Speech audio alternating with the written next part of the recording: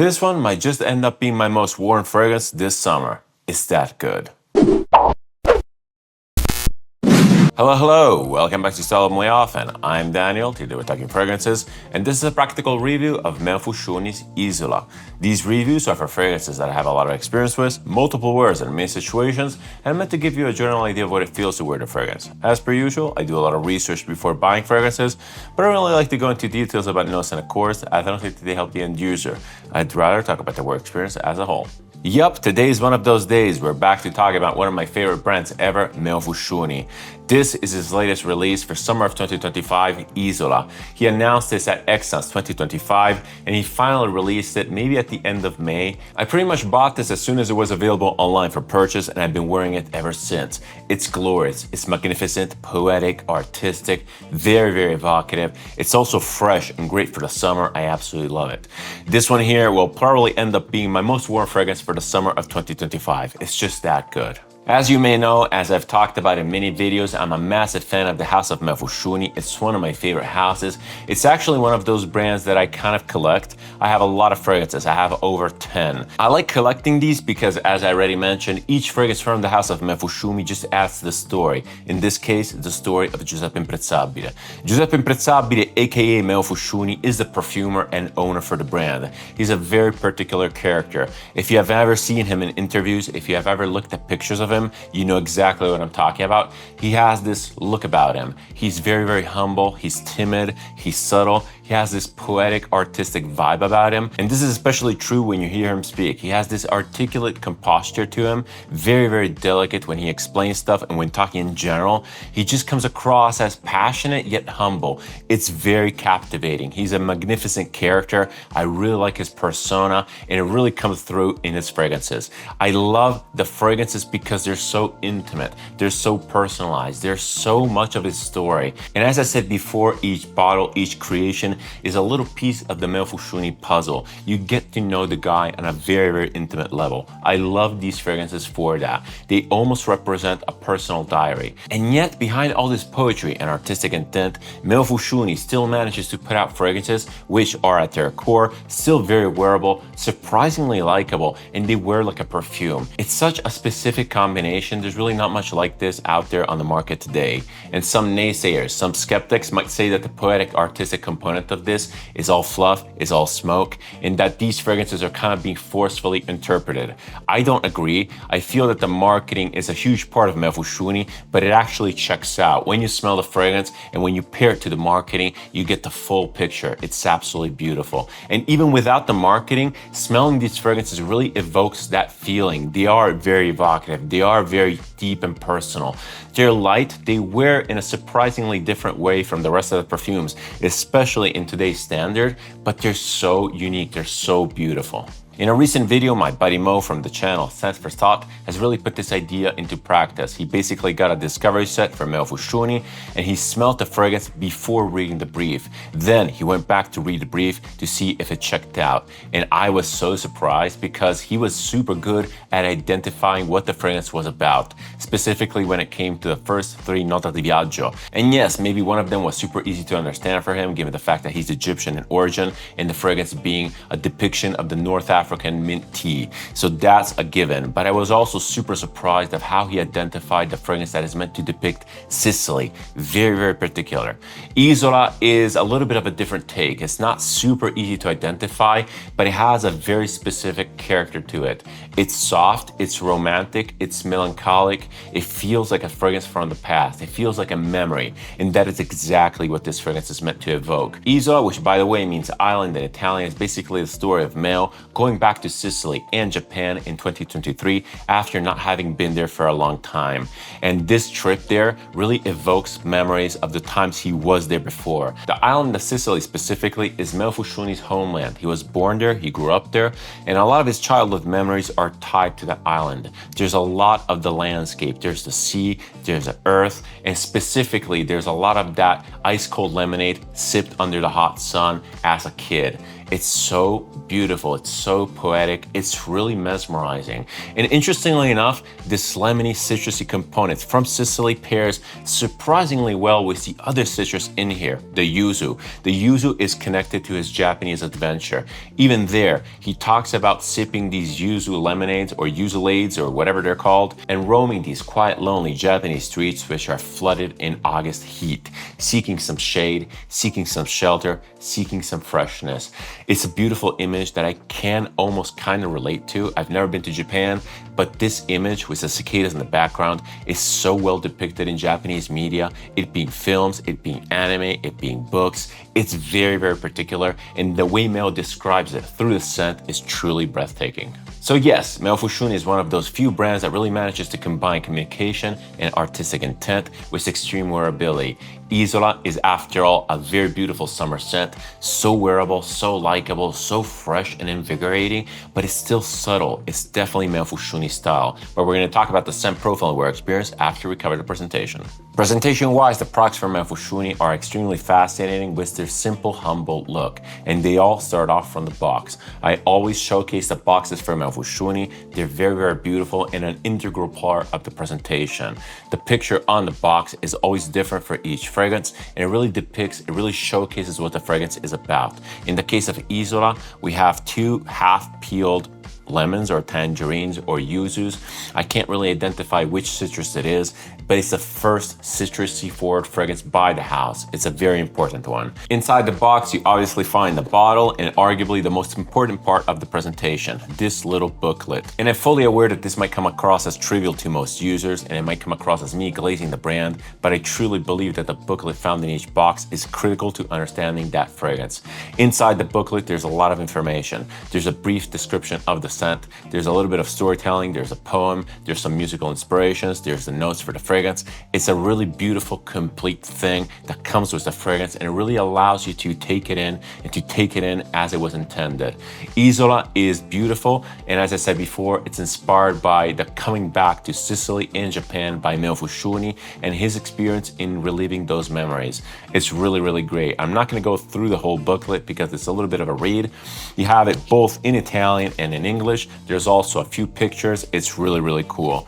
I want to focus on the notes though, because one of the things that Meo Fusciuni does is list the notes. And I always pay attention to when the actual perfumer or brand lists the notes. And if you know me, you might know that I'm not necessarily a huge fan of going through notes, but in this case specifically, they really help paint the picture. They really help you understand what the fragrance is about.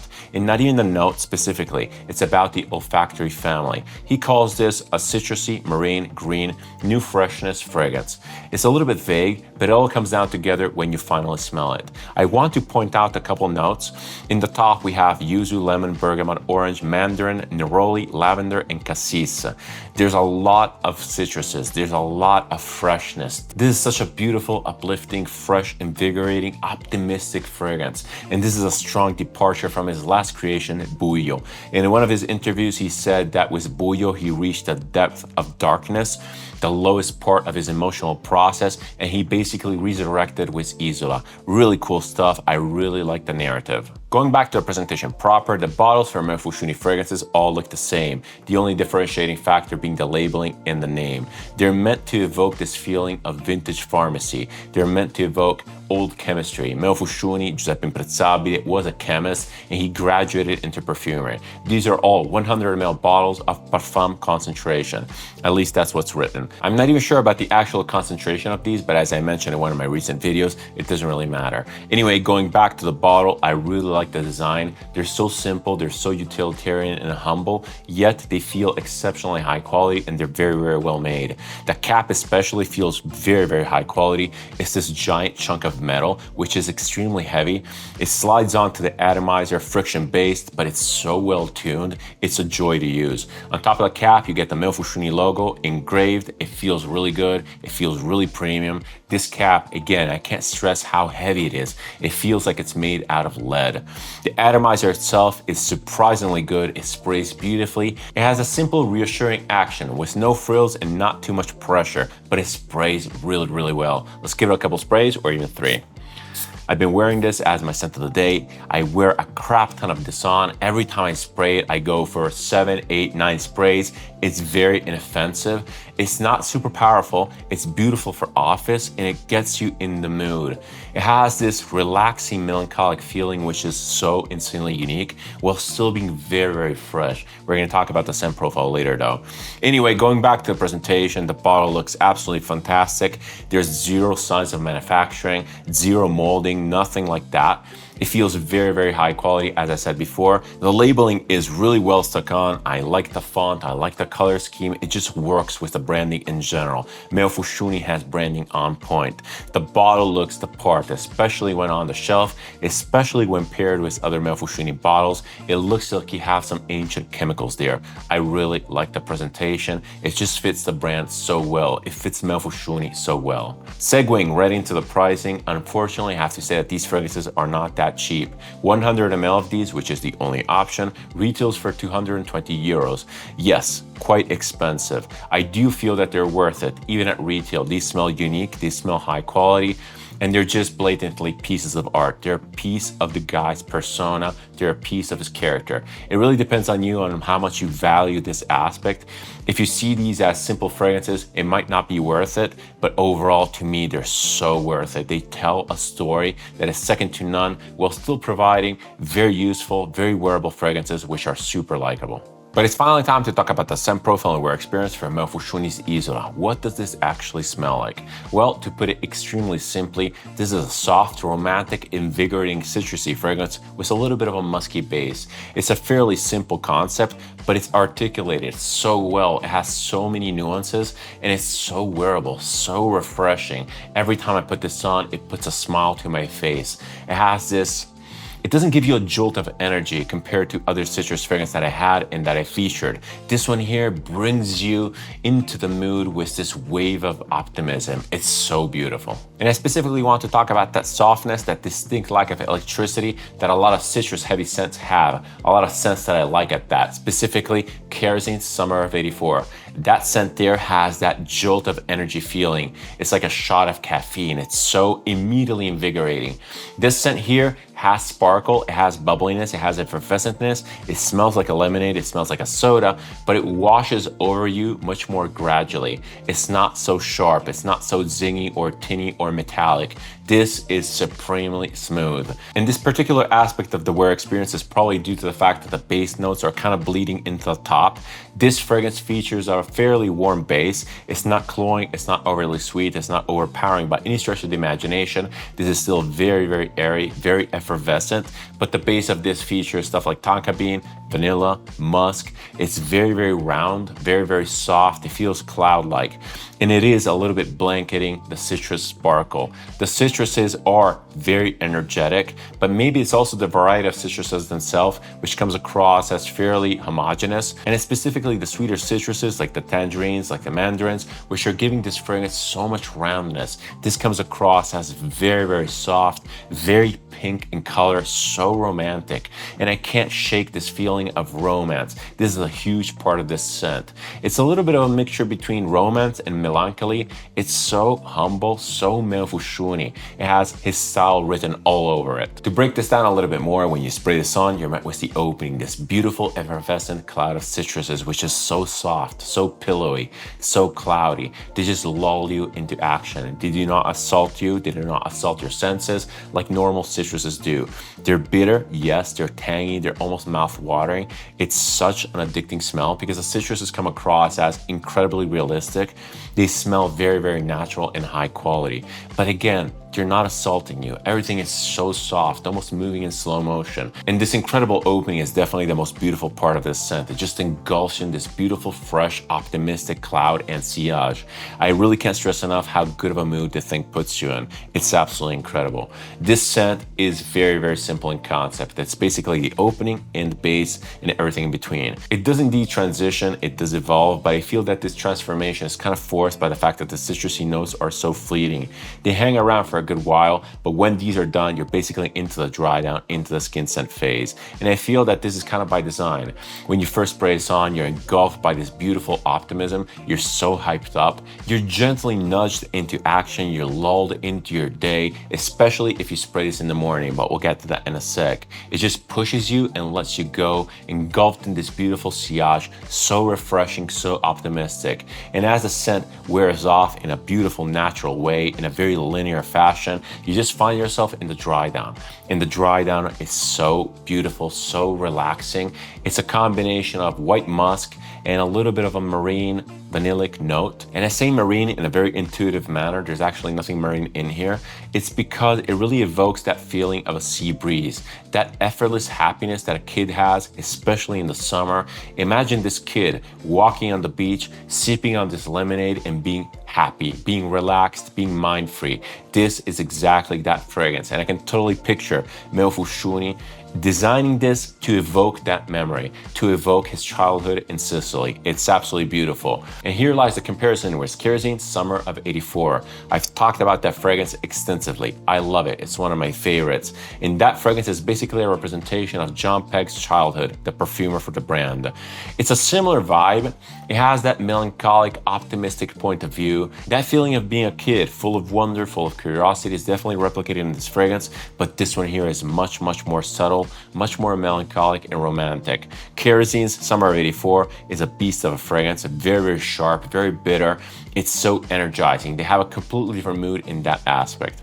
Anyway, going back to Isola, this is absolutely incredible. I love it. It's not super long lasting, but we'll get to that in a sec, but it wears supremely well. I'm aware and accepting of the fact to fully appreciate this fragrance throughout the day, you might have to reapply. It's just by design. You really can't work around it. It's impossible to have this soft, this timid, this melancholic, this romantic of a fragrance while still keeping projection and longevity. It just doesn't work like that. Also by design, I feel, is the fleeting citrusy opening. It's kind of evoking the idea of a memory which you're trying to latch onto, you're trying to preserve, but inevitably it happened and it's gone.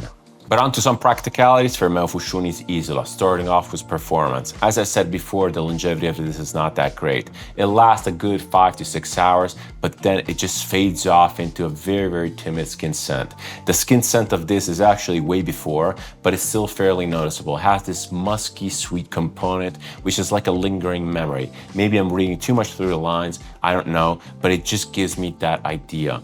On to the wear experience though, it's very, very well tuned. It's so linear, so smooth, so predictable, no jarringness. It just wears as you would expect. You spray it on and this beautiful projection and sillage really surrounds you, engulfing you in this optimistic, refreshing opening. The opening alone is totally worth the scent, it's totally worth the ride. Absolutely beautiful, beautiful stuff. When it comes to actual use cases and versatility, this fragrance is supremely wearable, very, very likable, very mass appealing. You can probably pull this off in pretty much every situation. On a pure utilitarian point of view, I do feel that this leans a little bit more daytime. It's very refreshing, very effervescent, and very uplifting. It is, after all, a citrusy scent. This really screams sun. It screams fun in the sun. It's absolutely beautiful. You can pretty much wear this in every situation in the day, at the office, outdoors, during sport. It's really, really super functional. It just brings a smile to your face. It just puts you in the best mood possible, in the mood that you want when interacting with people. Again, it's office safe, absolutely mass appealing. It's just so subtle, so soft, and so romantic. No one could get offended about this. This is pretty much overspray proof. You can spray a crap ton of it on and just come across as clean, professional, and just very, very likable and approachable. I've even worn this to the gym multiple times, and despite not necessarily coming across as too aggressive and maybe not too conducive to high intensity activities, it just puts you in the state of relaxation while still being very refreshing and effervescent. It's a beautiful wear. Again, any daytime activity, this works well. Casual to elegant, office to leisure. It's absolutely beautiful, mass appealing. You can spray as much as you want on. It's really non-offensive, and this is the reason why I'm very, very quickly going through this. When it comes to demographics, Isola is supremely unisex. It's a citrusy fragrance with a lot of energy, but it's also very soft and relaxing, and those base notes really add to more feminine personalities. It's absolutely glorious. When it comes to age, I feel that this is maybe a little bit of a mixed bag. I just can't picture a more young audience wearing this because it is very soft, it's very emotional, And young audiences are not necessarily prepared for something like this. You have to be into niche perfumery. You have to be into more subtle perfumery. If you're that person, this one here is for you. It's really, really great. It's one of the best summer fragrances I've tried in a long time. Imagery and narration wise, the scents by Meo Fusciuni are really great, but the images that these fragrances evoke are not super simple. They're not easy to understand. You kind of have to dig into the fragrance and make up your own image. You really have to make up your own story. Once you've done that, these fragrances will belong to you. They will become part of you. And this is independently of the fact that you want to connect or not with Meo Fusciuni or Giuseppe Imprezzabile.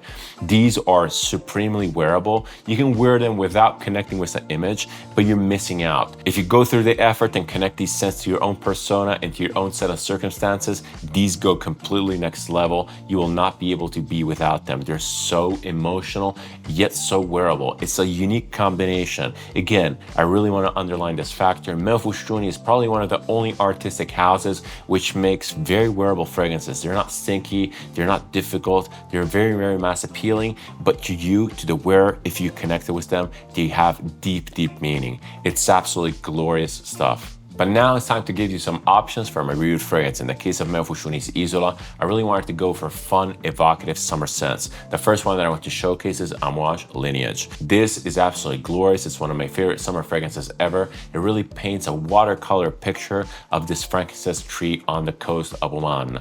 It's beautiful, it's solemn, it's relaxing, but it has a little bit of energy to it. It's magnificent. It's by the perfumer Karine Vincent-Spender. She is one of my favorite perfumers ever. This fragrance is truly a masterpiece. And despite being marketed towards women, given the Amouage bottle for women, this is very, very unisex. It has a very specific, particular, and realistic representation of frankincense. It comes across as fruity, floral, and delicate. This fragrance is often compared to something like Cobalt Azur by Aedes de Venustas, but that one there is much more aggressive, much sharper. This is like the more feminine version of that, or rather, the more relaxing, fruity version of that. It's really beautiful. It's a simple concept. It's not too difficult. That's why I said it paints a watercolor picture. And the watercolor aspect of this is also in the tones. It's very timid. It's very, very delicate. It's almost in slow motion. You see the color of the waves. You see the color of the frankincense. Everything is really pastel and beautiful. I love wearing the scent. And surprisingly enough, despite its delicate nature, it pretty much has nuclear performance in both longevity and projection.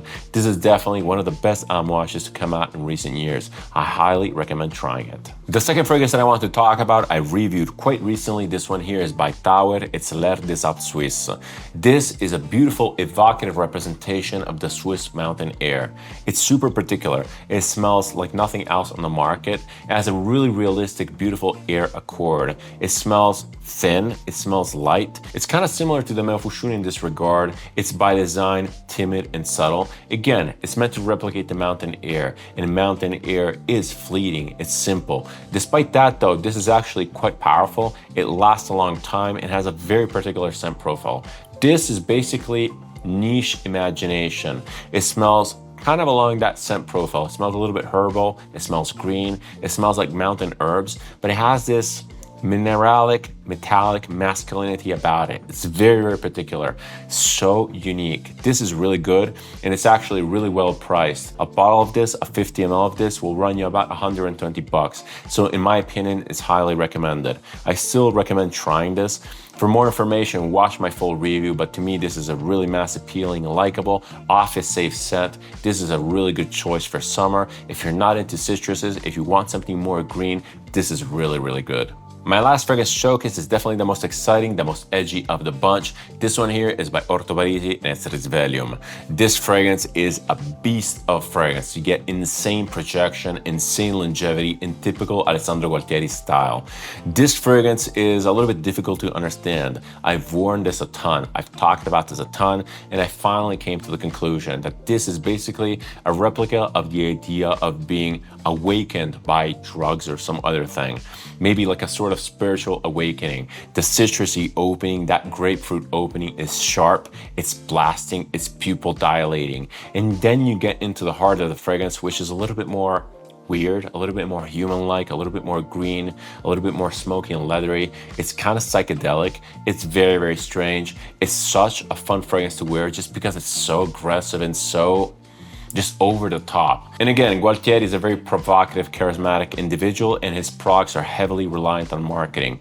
This one here, though, is actually kind of deceiving because the marketing gives you a hint of what it is, but it doesn't really show you the way. You really have to put this on, wear it, and let the fragrance do its thing. You really have to succumb to the fragrance and really surrender to it to fully enjoy it. I've talked about the very excited opening, I talked about this weird animalic mid, but the dry down is where the fragrance will live for most of its time.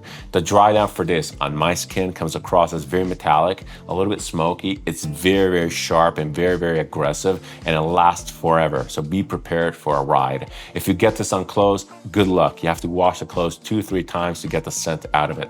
I love Alessandro Gualtieri. And although this fragrance is not necessarily super wearable, I would not wear this at the office just because it's so potent.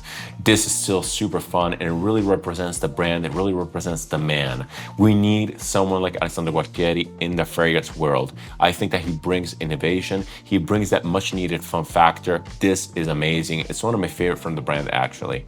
But back to Isola by Meo Fusciuni for my final recommendations and overview. As you may suspect, as for most other Meo Fusciuni fragrances, I absolutely love this. To my eyes, and I fully realize that this might be a biased statement given the fact that I love this brand so much, this fragrance is a masterpiece. It's so supremely wearable, so evocative, so delicate. We have a lot of citrus fragrances on the market, but none has this romanticism, none has this melancholic aspect, which is so timid and so subtle. And this is not a defect of this fragrance whatsoever.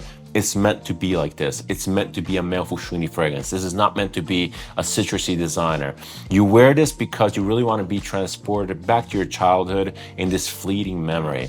It's not meant to be super long lasting either. I'm fine with the longevity. I get 6 hours, it's beautiful. Then I just reapply or I just transition to something else. Meo Fusciuni, for me as a customer, pretty much hits it out of the park on every release. These are all amazing, and as I said before in my introduction, they all fill a certain gap. They all add a little piece of the puzzle to what is Meo Fusciuni, to what is Giuseppe Imprezzabile.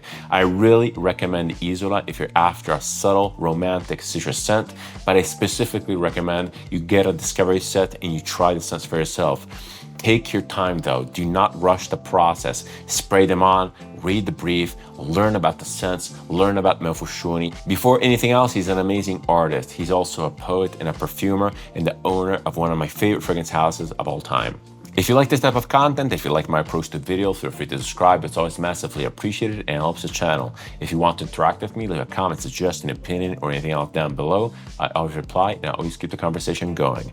Thank you so much for watching. Thank you so much for your time. It's never taken for granted. Many more fun reviews on the horizon. Many more fun fragrances to showcase. I'm very, very excited. See you in the next one, and cheers.